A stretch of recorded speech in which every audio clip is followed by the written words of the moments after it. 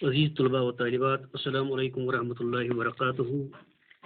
میں محمد اشرف، معلم government high school حصول سے آپ سے مخاطب ہوں۔ آج ہم ایک غزل پڑھنے جا رہے ہیں جو فانی بدایونی کی لکھی ہوئی ہے۔ پہلے ہم شاعر کا نام یہاں لکھتے ہیں، فانی بدایونی۔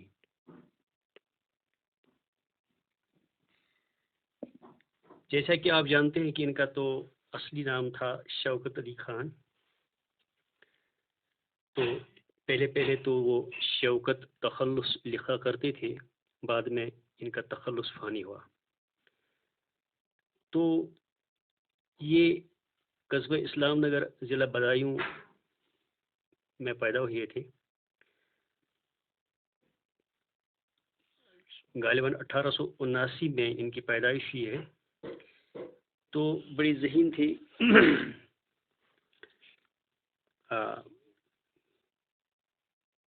میٹرک کرنے کے بعد، گریجویشن کرنے کے بعد LLB کی ڈگری حاصل کی۔ اس کے بعد لکھنؤ، آگرہ، بریلی، بدایوں اور دوسری کئی جگہوں میں وکالت کی۔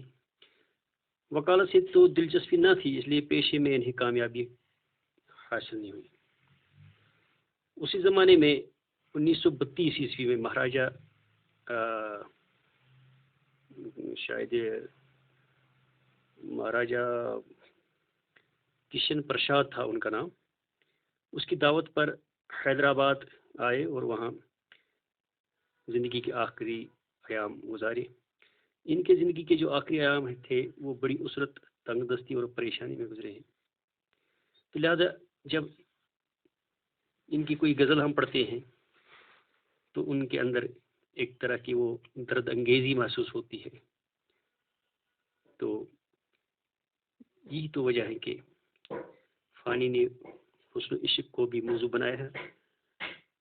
تصرف معرفت کے مضامین میں بھی نظم لکھے ہیں، لیکن ان کا اصل موضوع جو تھا وہ غم حیات۔ ان کے اشعار کی عام فضا رنج و علم، یا سوہرما اور ناکامی و نامرادی سی وار تھی۔ موت ان کے یہاں ایک محبوب حیثیت رکھتی ہے، وہ اسے اپنی زندگی کے سارے دکھوں کا علاج سمجھتے ہیں۔ تو لیجئے اب ہم شروع کرتے ہیں غزل نمبر 1 سے۔ وہ اس طرح سے: دنیا میری بلا جانے مہنگی ہے یا سستی ہے، دنیا میری بلا جانے مہنگی ہے یا سستی ہے، مہنگی ہے یا سستی ہے، موت ملے تو مفت نہ لوں، موت ملے تو مفت نہ لوں، ہستی کی کیا ہستی ہے، ہستی کی کیا ہستی ہے۔ یہ شعر فانی بدایونی کی مشہور غزل کا مطلع ہے، اور اس مطلب کی تشریح ہم اس طرح سے کریں گے: دنیا میری بلا جانے مہنگی ہے یا سستی ہے، موت ملے تو مفت نہ لوں، ہستی کی کیا ہستی ہے۔ دراصل فانی کی اس شعر میں اپنی اداسی ظاہر کرتے ہیں۔ اس شعر میں شاعر نے موت کی آرزو، خواہش اور زندگی سے بیزاری کا مضمون قلم بند کیا ہے۔ زندگی پر موت کو اولیت دی ہے اور زندگی کی بے وقتی کا اظہار کیا ہے۔ شاعر کہتے ہیں کہ یہ بے وقت میری حیثیت کیا جانے، میری زندگی کیا ہے، کیوں ہے اسے کیا پتہ۔ میں تو وہ ہوں کہ موت کو زندگی پر فوقیت دیتا ہوں، زندگی سے اس قدر بیزار ہوں کہ ہمہ وقت موت کو گلے لگانے کو تیار رہتا ہوں۔ لہذا دنیا کیا جانے کہ میری نظر میں موت اور حیات یعنی زندگی اور موت کی کیا قدر ہے اور کیوں ہے، کس کو کم اور کس کو زیادہ اہمیت دیتا ہوں۔ اس لیے فرماتے دنیا میری بلا جانے مہنگی ہے یا سستی ہے، موت ملے تو مفت نہ لوں ہستی کی کیا ہستی۔ ابھی اسی غزل کا دوسرا شعر ہے، آبادی بھی دیکھی ہے، آبادی بھی دیکھی ہے، آبادی بھی دیکھی ہے، ویرانے بھی دیکھے ہیں، ویرانے بھی دیکھے ہیں، جو اجڑے اور پھر نہ بسے، جو اجڑے اور پھر نہ بسے، دل وہ نرالی بستی ہے، دل وہ نرالی بستی ہے۔ یہاں بھی فانی بدایونی اس شعر میں بھی عشق و محبت کی جانب اشارہ کرتے ہیں، وہ نہایت ہی بڑی اس طرح سے شاید یہاں اس کو آپ محبت میں آباد دل کو آباد بستی سے اور محبت میں ٹوٹے دل کو ویران بستی سے مشابہ کیا ہے کہ میں نے ایسی بہت سی بستی دیکھی ہے جو آباد ہو کر ویران ہوگی، دوبارہ بس نہ سکی، اور ایسے بہت سے ویران بستیاں دیکھی ہے جو ویران ہو کر آباد بھی ہوگی، مگر دل میں ایک بستی ہے جو ایک بار اجڑ گئی تو بسانا ممکن ہے۔ لہذا شاعر کہتے کہ دل کی بستی جب ایک بار ویران ہو جاتی ہے تو پھر کیا ہوتا ہے، آبادی بھی دیکھے ویرانی بھی دیکھے، جو اجڑے اور پھر نہ بسے دل وہ نرالے بسے، یعنی دل اگر ایک بار اجڑ گیا، ایک بار ویران ہو گیا تو پھر وہ دوبارہ اپنے تعلق میں اور وہ دوبارہ اپنی پٹری پر نہیں آتے۔ اسی طرح سے محبوب سے ایک بار قطع تعلق کر لیتا تو دوبارہ قائم نہیں ہوتی، اس کا بسنا ممکن نہیں ہے۔ تو اسی طرح سے تیسرا شعر لکھتے ہیں ہم یہاں،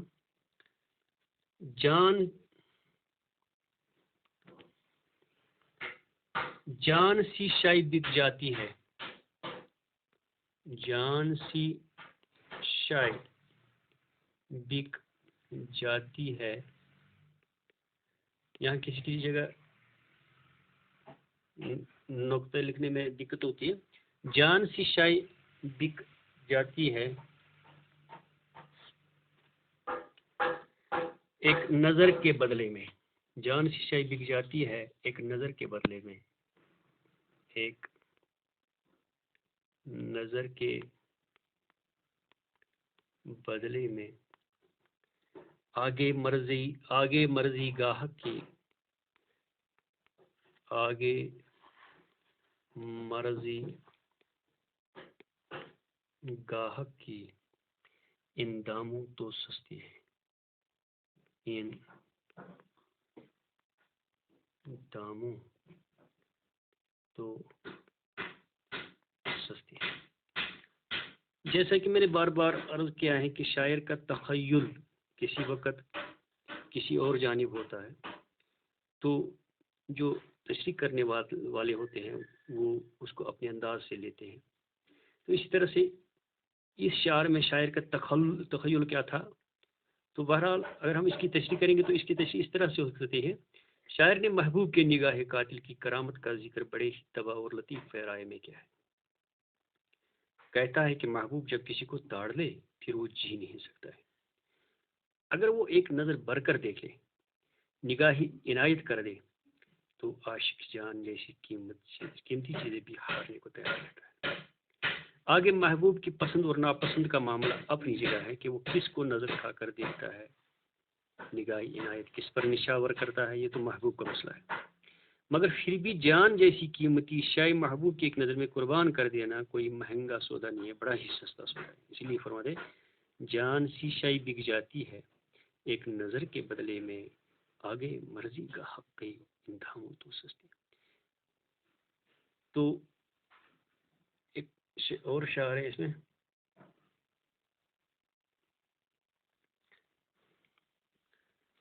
جگ سونا ہے تیرے بغیر،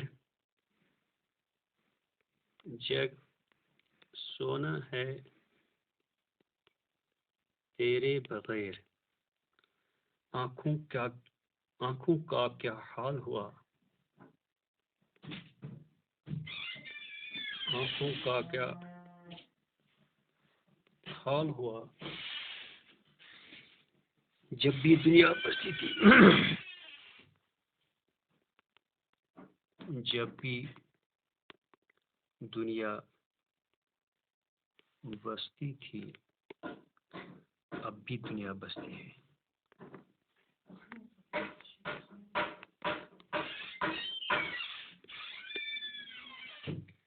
اس شعر میں عاشق اپنے محبوب کی جدائی میں گزرے لمحات کا ذکر کرتے ہوئے کہتا ہے کہ اے محبوب، تمہاری جدائی کو برداشت کرنا میری بس کا روگ نہیں ہے، کیونکہ تمہاری جدائی میں پوری دنیا تاریک نظر آ رہی ہے. اے محبوب، تیری فراق میں نے روتے روتے آنکھوں کے تمام تر آنسو خشک کر دی.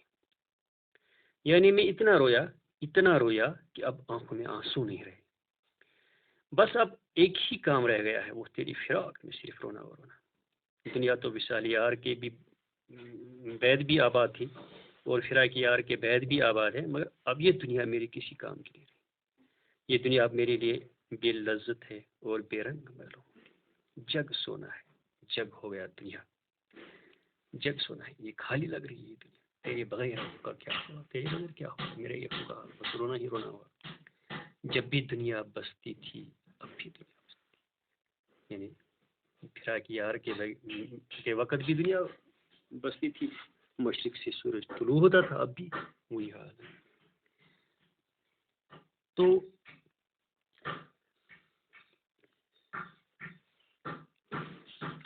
ایک اور شعر ہے،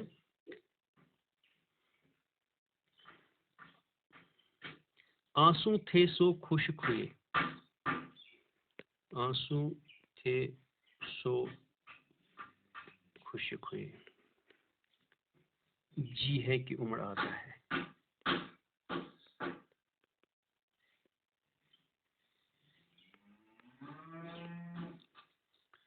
دل پہ گٹھاسی چھائی ہے،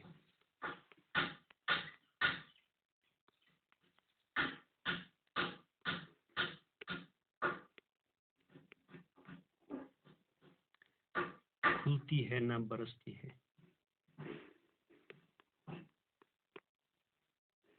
برستی. فرماتے اے محبوب، تیری یاد میں ہم نے بس ایک ہی کام کیا ہے، وہ ہے رونا اور رونا، بس رونا. کیونکہ تیرے بغیر جی لگتا ہی نہیں. روتے روتے میں تمام آنسو بہا ڈالے، مگر پھر بھی دل ہی ہے کہ رونا ہی چاہتا ہے. ہر وقت دل بھرا رہتا ہے، رونے کو جی چاہتا ہے، مگر آنسو ہے ہی نہیں جو گٹھا بن کر برسے اور دل کو سکون حاصل ہو. لہذا نہ کھل کے رو پا رہا ہوں، نہ جی ہلکا ہو پا رہا ہے. یعنی اس شعر میں شاعر نے محبوب کی فراق میں مضطرب، بے چینی اور انتہا کی پریشانی کا اپنے الفاظ میں ذکر کیا ہے. یعنی آنسو تھے سو خشک ہوئے، آنسو بھی رو رو کر خشک ہوئے، جی ہے کہ عمر آتا ہے، دل پھٹنے کو آ رہا ہے. دل پہ گٹھاسی چھائی ہے، میرے دل پہ گٹھا چھائی ہے، کھلتی ہے نہ برستی ہے. ایک قسم کا وہ ابر ہے جو نہ برستی ہے اور نہ کچھ. تو اسی طرح سے ایک اور شعر ہے، دل کا اجڑنا سہل سہی،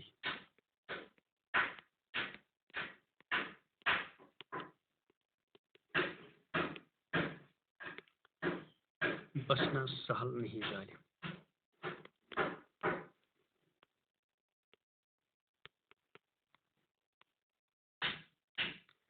بستی بسنا خیر نہیں،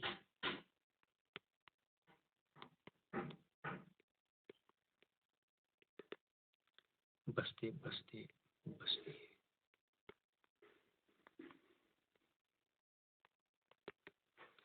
اس شعر میں شاعر نے کمال مہارت سے اپنی تخیل کا اظہار کیا ہے. شاعر نے دو دل کے مل کر بچھڑ جانے کا ذکر کیا ہے.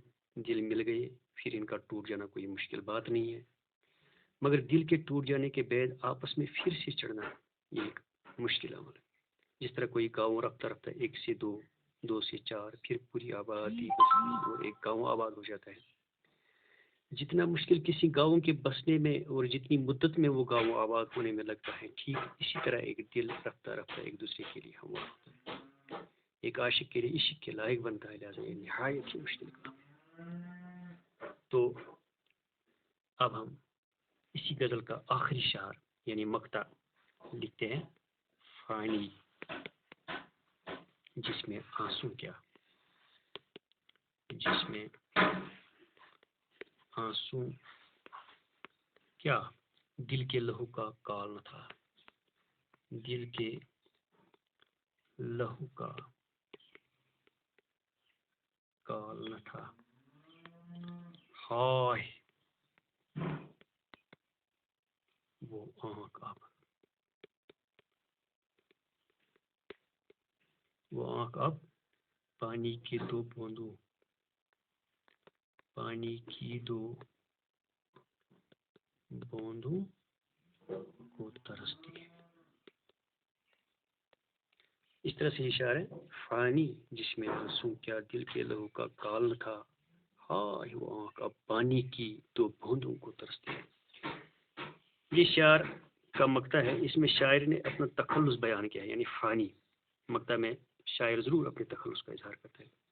شاعر کہتا ہے کہ اے فانی، ایک وقت وہ تھا کہ میں محبوب کی فراق میں آنسو کیا، خون کے آنسو رونے سے بھی گریز نہیں کرتا تھا، نہیں آنسو کی قلت تھی، نہیں لہو کی کمی، مگر آج فراق یار میں اس قدر رویا کہ اب وہی آنکھ دو بوند آنسو بہانے کو ترس رہی ہے۔ یعنی فراق یار میں محبوب کی کس قدر ارزانی ہوئی ہے وہ شاعر بیان کرتے ہیں۔ یعنی جس پانی جس میں آنسو کیا، دل کے لہو کا کال تھا، ہائے وہاں کا پانی کی دو بوند کو ترستی ہے۔ تو اس کا ایک مطلب یہ بھی لے سکتے ہیں ہم کہ اب آنسو بھی خشک ہوئے، لہو بھی خشک ہوا ہے، اور آنکھوں میں پانی نہیں ہے، اب لہٰذا وہ ترستے ہیں رونے کو۔ تو یہ بھی ہے۔ تو اس طرح سے آج ہم نے فانی بدایونی کی یہ مشہور غزل جو ہے آپ کی درس کتاب میں موجود ہے وہ ہم نے مکمل کر دیا۔ تو اس میں سے کچھ پیچیدہ الفاظ ہیں، مثلا اس میں سے ہے ہستی، زندگی کو بولتے ہیں، جگ، دنیا، اسی طرح سے سونا، سونا سونا لگنا یعنی ویران سا لگنا، تو اسی طرح سے گٹھا بادل کے طور استعمال ہوتا ہے، اسی طرح سے کال، کال یہاں قحط کو کہتے ہیں۔ تو انشاءاللہ کل ہم اس کو آگے بڑھاتے ہیں، تب تک کے لیے خدا حافظ۔